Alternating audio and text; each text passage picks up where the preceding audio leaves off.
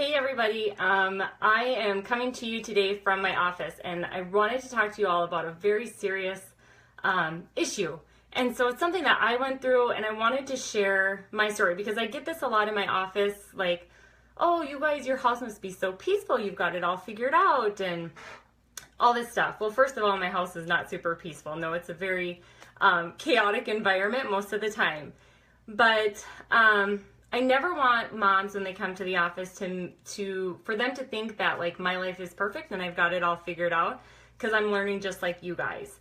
So I want to take you back about 8 years ago when my son Emerson was born. And if I get emotional, which I probably will, I've got Kleenexes here. So here's the deal. When I had Emerson, we were in Minneapolis at a hospital there. And not many people will know this about me except for like my husband. So I'm being very vulnerable right now.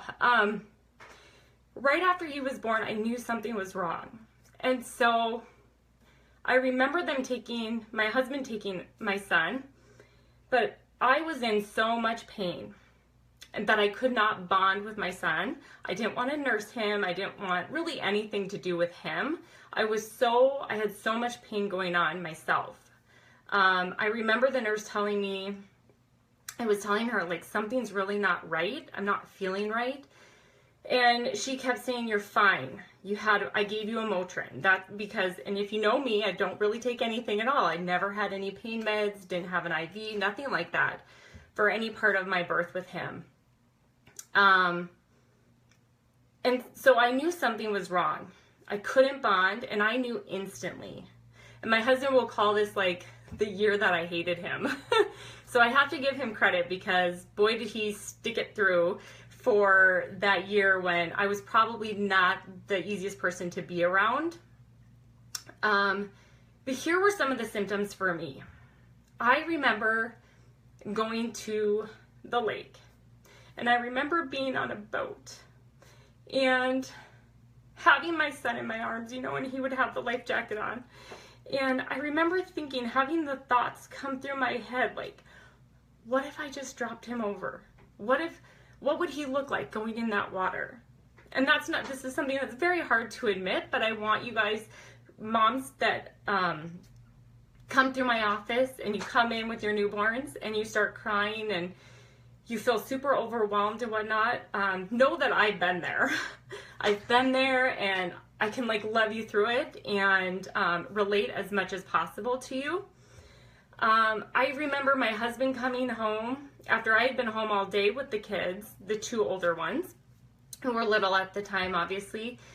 And he would get home, and in 15 minutes, I remember going to the bed and crying. And he would come in, and this was after I finally told him what I was struggling with.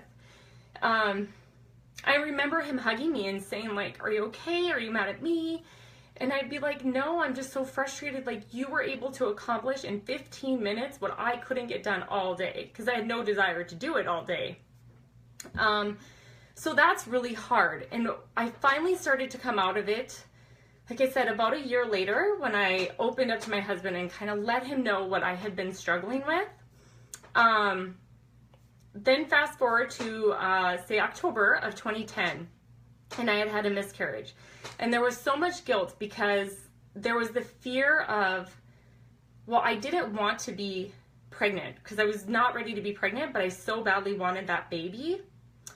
So there was the guilt of, oh my gosh, because there's so many days when I was sick saying, oh my gosh, I do not want to be sick. I don't want to be pregnant. And then when you lose that baby, there's just that sense of guilt and that sense of loss. So I felt super awful about all of that. And I still hadn't really I loved chiropractic, but I still hadn't found my passion and purpose within chiropractic, I would say. Then fast forward to January of 2011. The day I opened my office, the day I opened this clinic, was actually the day I found out that I was pregnant with Anna. And I remember my husband being like, oh my God, he was scared because he's like, are you gonna get really depressed again? Are you gonna get really depressed again? And I said, well, no, because now I can talk to you about it, But obviously not knowing for sure, is the same thing basically going to happen again? And I didn't know at the time after Emerson was born what had caused all of my pain. So really stressed beyond belief because, like I said, we were scared, is it going to happen again? After Anna was born, it started to happen again. It was that pain. And the great thing is we were in Dickinson at that time. And one of the nurses had called the head nurse and she said, you know, you must have blood clots. So I remember going and you just had to wait and let them pass. And thank God my mom was with me with that one. So my husband could take the baby and my mom was with me. And after all those blood clots passed, I remember like standing up and I was like, this is what you're supposed to feel like after having a baby? Because I had been in so much pain for over a month when I had Emerson. And so I had no idea that that's how you were supposed to feel. Like that's how well you were supposed to feel after having a baby. So fast forward and I'm at a training and I get asked this all the time, like, wow, you go to so many trainings and we're getting ready to go to another training this weekend. And I go quarterly, I leave and go to either San Diego or Minneapolis and we do training. And so I was at a training and I got hot seated by Dr. David Jackson. Okay, like I just wanted to basically dig a hole and crawl in it at the time. And I had this complete breakdown in front of a ton of my colleagues, but what I said really resonated with a lot of people. And in front of everybody, I said, you know, like, I'm not fun anymore. Like, what happened to me? Why am I not fun anymore? And I knew in that instant, I knew where it came from. It was still something that I was suffering from that postpartum depression. And so ever since then, I've really worked on getting myself back. So sometimes we get comments like, wow, you guys don't work all that many hours. I reduce my hours for a reason. So I have time to work on my office and I have time to work on me that doesn't take over my family time. And so I want to encourage you guys to, you know, what is it that fulfills you? What is it that can help you be more you? Because we tend to lose ourselves with motherhood. But that postpartum depression, it was really, really a turning point for me.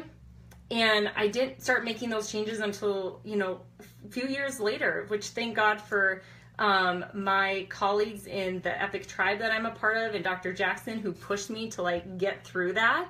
So I work on the office and I work on myself when I'm not during those patient contact hours. I started working out and I started reading and I started getting adjusted every week. So when people wonder, like, why do I support getting adjusted even when you're not in pain and stuff? Women need to be supported before, during, and after pregnancy. And that's why I always encourage it. It's why I have, you know, the confidence to tell you what care plan you need versus what you want. And I don't miss my trainings because that fuels me. And when I'm fueled and when my tank is full, I can pour more into my practice members. I can care more deeply for the moms that I see, the babies that I see, and everybody, because we don't just see moms and babies, although that is the majority of our practice. Every Monday night, I'm on a training call. I'm on 2 pediatric training calls every month, and other training calls in between all of that. And like I said, every year I go to either San Diego twice a year and Minneapolis twice a year, and we train because I want to be able to help you the best that I possibly can. So why do I push so hard? Why do I go to all these trainings? It really comes down to, you guys, I can relate to you, and I want you to have that bond with your children, with your family. I want you to be able to be these rock star moms that you want to be, that you envision yourself being. And I want your kids, you know, really to be able to live their best life so that they can, you know, I look at my kids' health and like their immune systems and stuff, and they're just amazing. I want that for you guys. So I want to be able to help you the best that I can, you know, be efficient and get the results as quick as we can. And sometimes I want it more than what you want it, really. But I hope by watching this, you guys can relate to me a little bit. You know, maybe you never had that postpartum depression. Maybe you've never had that miscarriage, but I'm just like the rest of you. I have my struggles. I have really bad days and I have really good days. But I feel like we don't talk about that so much. We lose ourselves with motherhood and the postpartum depression, and we put on a brave face when we're really kind of just dying inside. So if this video, me being like putting myself out there and vulnerable, if it helps one person come to terms with them or start to talk about it with somebody so that they start to feel better and start to have that relief, it's all well worth it. And to everybody who's helped me on this journey, I've got to say thank you, because without you guys and without like my accountability partners and my husband, like bless his heart, he puts up with me. But that's really where my passion and purpose comes from. I can't be upset about going through the postpartum depression. It's really helped me find that passion, and it's seeing moms and kids and helping them to create those bonds between them. So I hope you guys got something out of it. If you learned something, if you know somebody who's struggling with postpartum depression and you feel like they might relate, go ahead and share this with them. If they want to contact me and just want somebody to visit with, I'm great at listening. So hope you guys all have an amazing, amazing day and a happy and healthy week. And you'll probably be hearing more from me soon, because we got a lot of videos lined up with other people. So take care, everybody.